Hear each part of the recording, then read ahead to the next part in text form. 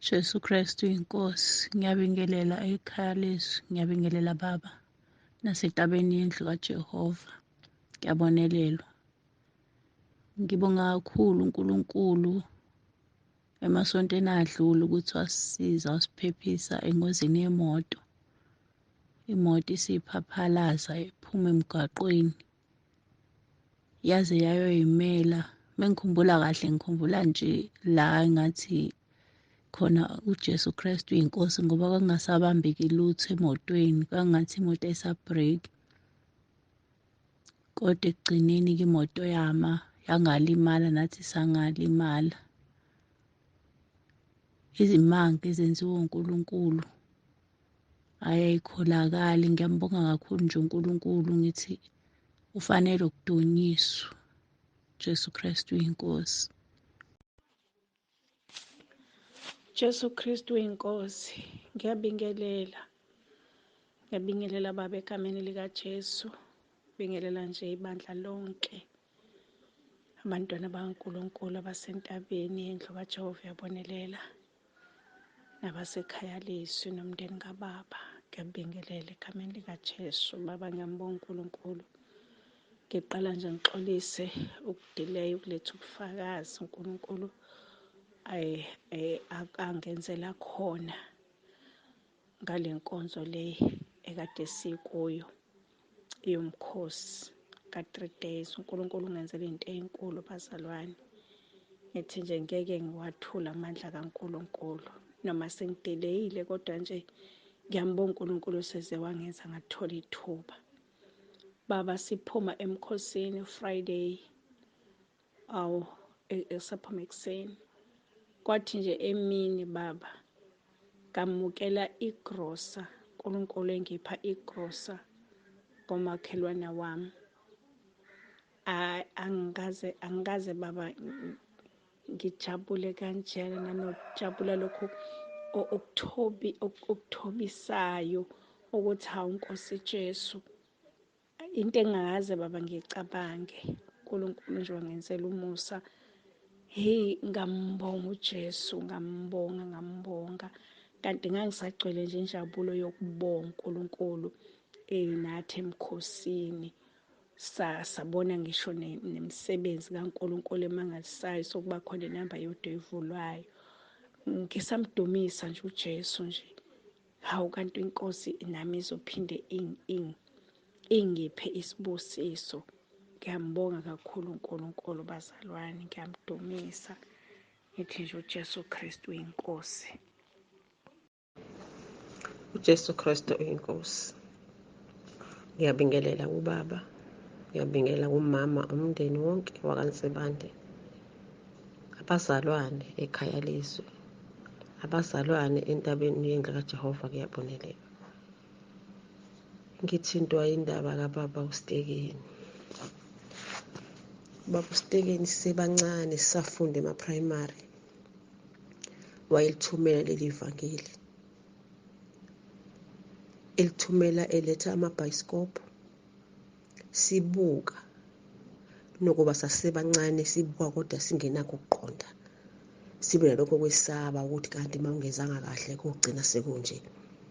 Kodwa lifika sibancane kuze kube manje sigugile, manje sizalukwazi. Kepha namanje ubesemi ngalo leli vangeli leqiniso. Kuningi akwenzile uBaba uStekeni. Sinabatwana akade bengena esidakamizweni, kepha ngoba wavula ngisho indawo yokuthi abantwana esebengene ezidakamizweni kube khona indawo lapho bezolulekwa khona. Bahamba abantwana baya kolulekwa, sinabo babuya sebephila, bebuya bekubabaza indawo akade bekuyo, besho ukuthi abafisi ukubuyela emuva, ngoba-ke umuntu-ke mesasezakalile ubuya benokudideka. Kodwa bebebuya bebabaza ubumnandi bendawo akade bekuyona. Usebenzile uBaba uStekeni kakhulu, kuningi akwenzile, kuningi kakhulu akwenzile. Umsebenzelile kakhulu uNkulunkulu.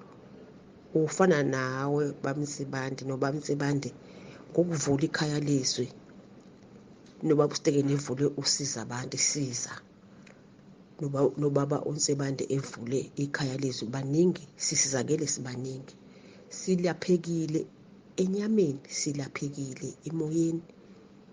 Siyambonga nje kakhulu uNkulunkulu baba ngokumlalela kwenu. Siyambonga, siyambabaza, sithi udumo lonke lungolwakhe, udumo lonke lumfanele. Kuningi kakhulu asenzela khona, kuningi kakhulu. uJesu Kristu inkosi. Mase ngingena kwenye indawo ngithi ngiyathenga, hawu, ikhadi lami angisalitholi. Ngiqalaze ngikhiphe konke ngoba uJehova uyasilondoloza bazalwane. Kuvele kuqhamuka umfana emva kwami athi, mama, akusile lakho ikhadi. Ngithi ngelami mntanami, ngiyabonga. Ngithi uNkulunkulu wethu uJehova uyasilondoloza impela. Igama lenkosi uJesu Kristu uyinkosi baba, nomama, nomndeni wonke wakwaNsibande, nabazalwane bonke basendlini kaJehova. Kuyabonelelwa entabeni yendlu kaJehova, kuyabonelelwa nabazalwane basekhaya leZwi. Ngiyabingelela egameni lenkosi yami Jesu Kristu. Ngithi uJesu Kristu uyinkosi. Baba, ngithi ake ngilethe ubufakazi. Ekseni ngomsombuluko weholide ngivuka ekseni ngikhuleke umkhuleko ubaba sithumelela wona wabaseRoma 10, ebese ngiphuma ngihamba ngiya edolobheni ngiyogrosa izintwanyana ezashoda ekhaya. Ngifike ezitolo ngithenge kube kuhle ngiqede. Lapho nje sengiqedile ukuthenga kwakubanda, ngifake ijacket bese ngifaka ikhadi lami neziliphu kwijacket, esikhwameni sejacket, ngihambe. uJesu Kristu inkosi baba, imi obongayo nje kakhulu uNkulunkulu angenzele kona. Ngibonga nje kakhulu futhi nangobaba uDlamini, indoda ebesike sixhumane nayo over the phone lunye usuku esake sathi ukuba naye ngisenkonzweni engangikhonzisa kuyo efikile. Kwaba uqala kwami ukuxhumana naye, ngiqalile futhi ukumbona, kwabe ngiyaqala ngiyamgcina ukumbona sindawonye enkonzweni nje. Kwawukuthi-ke sesihlangana online naye ngamafoni, kubona konke sikuxoxa nje la emafonini, uNkulunkulu esibambile ngesakhe isandla, okuze kwagcina la ubaba uDlamini esengixhumanise nawe baba mpostoli, baba Nsibande. So nje ngingenile nje isikhathi nje esincane, kodwa sengifunda into eziningi ngoba hayi ngiyadla nje kulama VN akho baba owasendayo akhuluma ngobukhulu bukaKristu Jesu inkosi empilweni yethu. Ngiyadla, ngidla ifundiso, ngidla yonke into, ngidla amazwi uNkulunkulu awadilizayo ngawe. Nje ungazuthi senginesikhathi ngikhona ngoba konke kufika kuthola indawo. Ngingasho ngithi ngiyabonga baba, ngiyalapheka kakhulu, ngiyalapheka. Ya ukulapheka kwami kusadownloadwa the big testimony empilweni yami ngokungena nje lesikhashana esincane sengisingenile. Ngiyabonga Nkosi yami, uNkulunkulu anisekele baba nomndeni wakho, noma ngabe kwenzakalani, noma ngabe kuthiwani, abaphambana nekhaya leZwi akuqinise ubaba njengoba ekuqinisile ngoJesu Kristu oyinkosi. Amen baba. uNkulunkulu anisekele anibusise. uJesu Kristu inkosi. Amen. uJesu Kristu uyinkosi. Baba Nsibande, umama uGumbi lo okhulumayo eFryhead, ngiyambonga kakhulu uNkulunkulu baba emveni komkhuleko wangenzela wona. Kukade kulimale ingane yakwamakhelwane ngesikhali sikamfowethu. Emveni kokuba zazidubulene, hayi ngenhloso yokudubulana, washayeka i-colon okuyithumbu elikhulu sibiza ukuthi ithumbu likapopopo. Waba sesimeni esibucayi, bamenza i-operation. Kwabiza ukuthi ahamba esibhedlela, bamenza i-operation. Njengamanje uyaphila, uphumile esibhedlela, ukhona ekhaya. Ngibuka amandla kaNkulunkulu, ngibuka umusa kaNkulunkulu, ngoba ukuba uhambile bekuyodala umsindo omkhulu kakhulu, kodwa uNkulunkulu ungenelile, welula isandla sakhe, uyaphila. Ngibonga futhi uNkulunkulu ukuthi nawo umndeni awuzange wasibuka noma waletha ingxabano, kodwa ube noku-understanda ukuthi balimazane bodwa abafundi, balimazane bodwa abafana noma iy'ngane emveni kwade iphuzile utshwala lokho. Kodwa-ke uNkulunkulu wasenzela umusa. Ngiyambonga kakhulu baba uNkulunkulu, mkhulu imisebenzi yakhe, iyamangalisa. Ngiyabonga. uJesu Kristu inkosi. Amen. Jesu Kristu inkosi, kumama notata nabazalwane, namnkosi kuthi enhliziyweni nami andithi ubufakazi egameni lenkosi uJesu Kristu waseNazaretha. Bawo wethu sezulwini ondigcinile, ke ndawubeleka nam ndazibona ndigciniwe, ngoba ngamanye amaxesha siyaya kwezo zibhedlela sibathwele, kwenzeke ubuye uhamba wedwa ungasamphethe. Ndiyabulela kuba wethu ongcwele, ndiyabulela usimakade ngazo zonke izinto abe uyandincedisa ekuzenzeni, andenzele. Siyabonga kakhulu. Sithi masikhala sive, asilungisele. Siyabonga ubawo. Benawo nepeyini ke izolo, ebilapha esweni ngentla, xoze luvalweni. Ndiye ndathi uJesu Kristu inkosi kuloo peyini, ndayiva seyiphelile. Kodwa ndiyambonga ubawo osebenzayo ezimpilweni zethu, asive masikhala egameni lenkosi uJesu Kristu waseNazaretha. uJesu Kristu inkosi. uJesu Kristu inkosi. Baba Sibande nomama dokotela, ndiyabulisa kakhulu egameni lenkosi uJesu Kristu waseNazaretha. Ndibingelele ekhaya leZwi, ndibingelele entabeni yethu kaJehova. Kuyabonelelwa ekuseni nje ndithi mandiphakamise ubukhulu bukaNkulunkulu empilweni yami bangcwele. Sithe sisuka emsebenzini kwiveki ephelileyo, kwiveki ngapha kwephelileyo, siza ngebhasi, sesiyakhwela ebhasini njalo. Andazi kwenzeke ntoni, ndiyibone ibhasi seyixhuma kanti iyabrika. Kwabe kunemoto, ndingazi uba yenzeka njani apha phambi kwayo, caba ibingena kwindlela engenayo. Kwisitulo ebendihleli kuso sesitulo sikanye sisemva kodrayiva, njengoba kuvalekile apha emva kodrayiva sabe singabona apha ngaphambili ukuthi kwenzekani. Kwesi situlo ndihleli nomnye ugogo ulapha ecaleni kwam. Laa gogo wathuka wawubambelela waxhasa ngezandla. Ubana ngaba ngazange axhase phambi kweli donga liphambi kwethu, ngawabetheka ngebunzi, wawenzakala. Ndiyambulela kuNkulunkulu ngoba kungenxa yobukho bakhe into bangela ukuthi sisinde, ngamandla wakhe. Ndibonga amandla wakhe. Ndiphinde ndibulele kakhulu ngokuthi bendike ndonakalelwa yifowuni ixesha elide, uWhatsApp wam.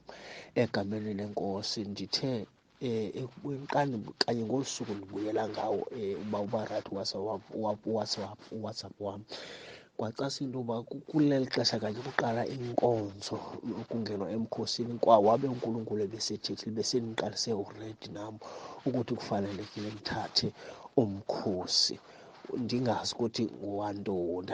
Ndandizixelela ukuthi mna nje ngokubonga nje uNkulunkulu.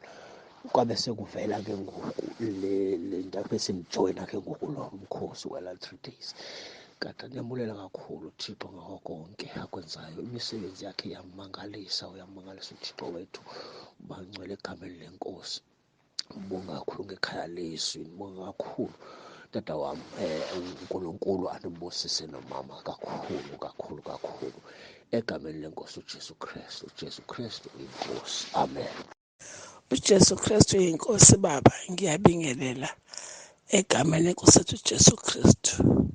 Ngithi uJesu Kristu inkosi, ngibekela ubaba nomama. Baba phezulu inhlungu esikuyona, shaba umfundisi. Baba ngithi angibonge ubufakazi engibthole izolo komunye umzalwane ebekhuluma ngendaba yengubo emnyama emngcwabeni. Ngiyabonga kakhulu ngoba bese ngithathekile bethi mangena esitolo ngifuna ingubo emnyama ngizoyiqoka manje emngcwabeni uba ngibona emngcwabeni yonke sokugqoka ingubo ezimnyama.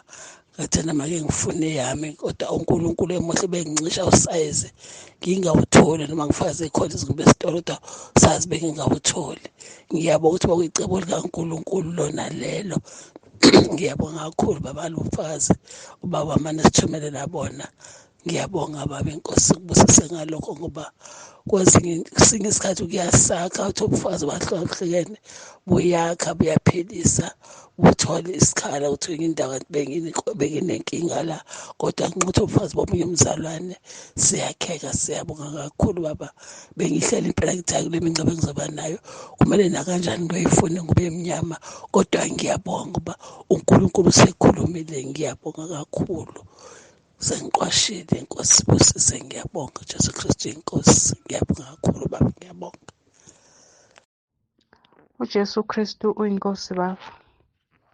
Khona umzalwane wako wafakaza ekhaya leZwi wathi angisazi ukuthi ubeyathi uma ngabe wayehamba esuke eyaphi, kodwa wayethi uma ngabe sengena esitolo ebesethenga ukudla akunikeze umuntu owayehlale esemgwaqeni njalo engathi umuntu owayehlupheka, akukhulekele liqale bese yamnikeza. Wayesebonga uNkulunkulu ukuthi akasamboni lowo muntu, uyakholwa ukuthi uNkulunkulu umsizile. Nami khona umuntu okhona la ngasekhaya ngayithanda lento owayenza umzalwane lo. Nami ngase ngapheka ukudla, ngakupheka ngase ngiyakuthatha ngamhambisela. Ngaqale ngakukhulekela kuqala ngithi uNkulunkulu akamsize angenelele esimeni abhekene naso. Ngase ngiyamhambisela. Kwadlula nje isikhashana angabe ngisambona. Ngathi ake ngihlale mhlawumbe ukhona ukuthi mhlawumbe usahlele endaweni athile, kodwa kuze kube namhlanje angimboni. Nami ngiyamkholwa uNkulunkulu ukuthi ungenelelile esimeni sakhe njengoba ngangicelile ukuthi umsizile. Ngiyambonga uNkulunkulu. uJesu Kristu uyinkosi baba. uJesu Kristu inkosi mkhulu, ngiyabingelela egameni lenkosi uJesu Kristu waseNazaretha. Ngicela ukudlulisa ubufakazi omkhulu ukuthi ngesonto elidlule ngizophuma emkhosini ekuseni ngavuka ugesi ungekho. Kwangiphatha kabi lokho, ngakhuleka uNkulunkulu ukuthi ugesi ubuye. Ngomusa kaNkulunkulu nje isimanga esikhulu, wawuhambe ngo-5 uzobuya ngo-7. Ngalela langa wabuya ngo-6. Ngambonga kakhulu uNkulunkulu. Namhlanje ngizophuma emkhosini ugesi ngivuka ukhona, obekulindele ukuthi uhambe ngo-5 kodwa awuhambanga. Ngakwazi ukuphuma kahle emkhosini. Ngiyambonga kakhulu uNkulunkulu ngalokho, ngimnikeza udumo. Mase kuthi mkhulu benginenkinga, ngisanda kukhumbula nje manje ukuthi phambilini benginenkinga enkulu yokuthi ngisaba ukulala ebusuku ngenxa yamaphupho amabi. Bengiphupha kabi nje, bengisaba nokulala ngize ngigcine sengilala late kakhulu khona ngizolala isikhathi esincane ngivuke ekuseni. Ngomusa kaNkulunkulu akusekho lokho kusaba. Sengakhohlwa nanokuthi kwaba khona, kodwa inkosi ngiyacabanga ingikhumbuzile ukuthi akusekho lokusaba engangiba nakho manje. Ngiyacabanga ngenxa yokuba khona ekhaya leZwi sengiyazibona nje futhi nginqoba emaphupheni. Sitha siyahlasela kakhulu ngamaphupho, kodwa ngiyazibona nginqoba, ngibiza igama lethu uJesu Kristu inkosi khona ephupheni. Ngibone nje ukuthi bekumele ngidle laphaya, kodwa hhayi ngabonga. Kakhulukazi uma ngisemkhosini ngijabula kakhulu uma ngivuka ukuthi hawu, usibani bani benginika into ewukudla kodwa ngabonga ngoba ngisemkhosini. Ephupheni ngikwazile ukurememba ukuthi ngisemkhosini, angeke ngikwazi ukuyithatha lento ngidle. Ngiyambonga kakhulu uNkulunkulu baba. ukuba sekhaya leZwi kuyabonakala empilweni, umehluko nje mkhulu kakhulu. Ngiyambonga uNkulunkulu ngekhaya leZwi, ngiyambonga ngawe mkhulu. uNkulunkulu aqhubeke akubusise kanye nomndeni wakho, anigcine, anibiyele njalo. Siyambonga kakhulu uNkulunkulu. uJesu Kristu inkosi. uKristu inkosi babe, ngiyabingelela babe kuwe namake nebazalwane bonke babe. Ngitawufula bufakazi babe. Ngike ngakhuluma ngasenda i-voice note babe 2 weeks back nangaphosisi la khona ngangimangele ephusheni ngithi kani ngempela kuba sekhaya leZwi kunekubiyeleleka lokukhona. Ngitawukubatshela abazalwane ukuthi kuba sekhaya leZwi kunekubiyeleleka lokukhona babe. Friday ngithola imessage lomnye umzalwane ngitshela ukuthi konje ithini i-FNB account yami. Kunemzalwane lo uthi ucela kungifakela imali bese uyasho ukuthi 2000 akakade khiphi lo mzalwane lo show ukuthi ungifakela imali but utshele lona umzalwane sho ukuthi ufune nje kungadiwa. Ngimnikete i-account number yami. Saturday babe ngireceive 358.94 US dollars kulomnye umzalwane.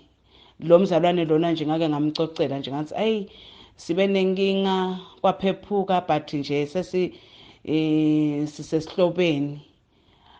Ase uyangibuta kulamaviki laphelile athi senikuphi ngithi sesabuyela endlini athi ukubekeke enhlitweni yakhe ukuthi akasinikete imali kepha usatawuvisisa ukuthi uthini uNkulunkulu. Ngithi mina ungevisisa uNkulunkulu sisi kudele singakusho thini siyawuthatha lokusho uNkulunkulu babe. Angithumeleleke imessage Saturday asho ukuthi sofakile imali. Ngambonga uNkulunkulu lobonile ukuthi ngifanelwe kuphiwa na imali ngiphiwa amazulu ngingaphiwa ngilomzalwane. Ngithi angikhuthade babe ukuthi ngempela kuba sekhaya leZwi kunekubiyeleleka lesinako sibazalwane. Ngikhuthade ukuthi asijwayele kukhipha nalokweshumi. Asikukhipheni kweshumi, asikukhipheni kweshumi. Siyekelele konke uNkulunkulu ungiphe imali lenganga 8,100 seyonke. Babe angathi ngitawuthini kepha ngithi uJesu Kristu uyinkosi babe. Jesu Kristu uyinkosi. uJesu Kristu inkosi. Ngiyambonga kakhulu uNkulunkulu Baba kukho konke asenzela khona. Siphakamisa udumo.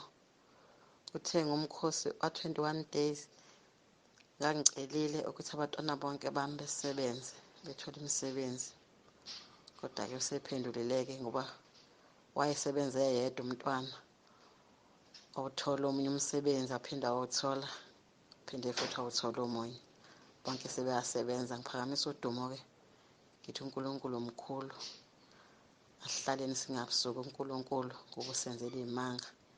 Siyambonga kakhulu nanokuthi wasinikeza umuntu obaba uNsibande ozosiqwashisa, ozosifundisa, ozosiqondisa ezweni. Siyabonga uJesu Kristu inkosi. uJesu Kristu inkosi. Tata, ndiyabingelela kutata wethu utata u-Apostle Dr. Nsibande nakumama nakwifemili yonke yasekhaya leZwi nakubangcwele bonke basentabeni yendlu kaJehova. Kuyabonelelwa egameni lenkosi Yesu Kristu. Ndiyabulela kakhulu ufumane lithuba loba ndigqithise ubufakazi noba ndithule Nkosi yam, ndiyaxolisa ngokuthula. uNkulunkulu usenzele izinto ezinkulu njengoba besitsho kuPsalm 106 indumiso uthi, who can utter the mighty acts of the Lord, who can shew forth all his praise. nami ndimele ukumdumisa uThixo undenzele okuhle kakhulu. I think it was day 6 emkhosini wokubonga. Dadewethu wandifowunela ikhala esithi umfana wakhe ubefumene ithenda, abelungu bemnike ithenda lokwenza iibhegi eziyi-300. Ngoku abantu bebacelile uba mabamenzele ezi bhegi lo mntana aziphumelelanga, benze only 150. Ngoku bestressed walala edrayiva imoto yaphuma emgaqweni washayisa, kodwa akalimala, nemoto ayalimala kakhulu kodwa ilimele. Ndathi mna uba ndive ndamfowunela lo mfana, ndiva ndinokholo entliziyweni yam, ndathi sibulela mntanam uba ungakhange ulimale, impilo yakhe yaphepha. Siyambulela uThixo ngaloo nto, sithi uJesu Kristu inkosi. Uma ukwazi ukuthi ithenda uThixo uza kunceda, siyamkholwa uza kunceda. Abelungu bakunike i-extension, ziphelele iibhegi zakho, ulifumane ithenda, ufumane imali obuvumelene ngayo nabelungu. Uba wenza kanye ngale ndlela ndithetha ngayo, futhi as I was never stressed, ndalala ubuthongo ndimthembile uba uzawenza umsebenzi. Nyhani for real abelungu bamenzela i-extension, walifumana ithenda, iibhegi zade zaba yi-320 instead of 300, walifumana ithenda. Ndiyambulela kakhulu uThixo ngenxa yaloo nto, ndiyamphakamisa ngoba ngesasingcwabile ngaphandle kukaNkulunkulu owasenzela inceba. Siyabulela kakhulu.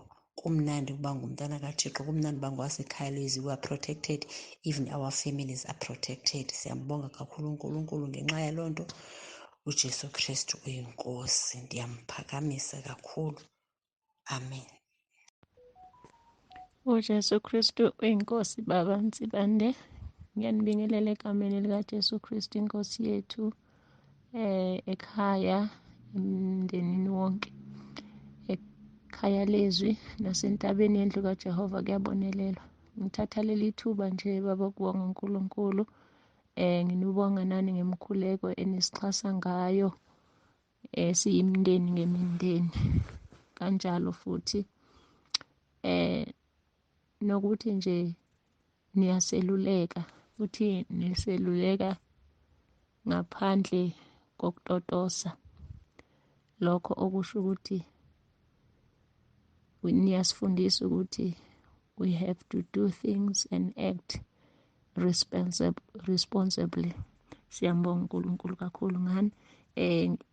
Kulamaviki edlule ngike ngangena emkhosini waka-7 days, ngikhulekela nje umndeni wami. Umntanami omdala kuwukuthi ufuna ukuthatha manje, kodwa intokazi leyo-ke kwasho ukuthi akuhambi kahle ngayo ngokwesimilo, so yena esha amashushu ngayo. So ngase ngingena emkhulekweni into inkosi izibonakalise, nangampela inkosi yazibonakalisa. Wayesiyasho-ke ukuthi cha, angisaqhubeki nalo ntombazane. Ngiyambonga kakhulu uNkulunkulu, ngibonga kakhulu nangesipho angiphe sona semoto, imoto ebiza ngaphezulu kwe-200,000, inama-kilometers nje amancane, 16,000 kilometers. Wangipha yona imali ephansi kakhulu. Ngiyakho ngiyambonga kakhulu uNkulunkulu, ngibonga nokuthi nje akekho umuntu engimkolotayo.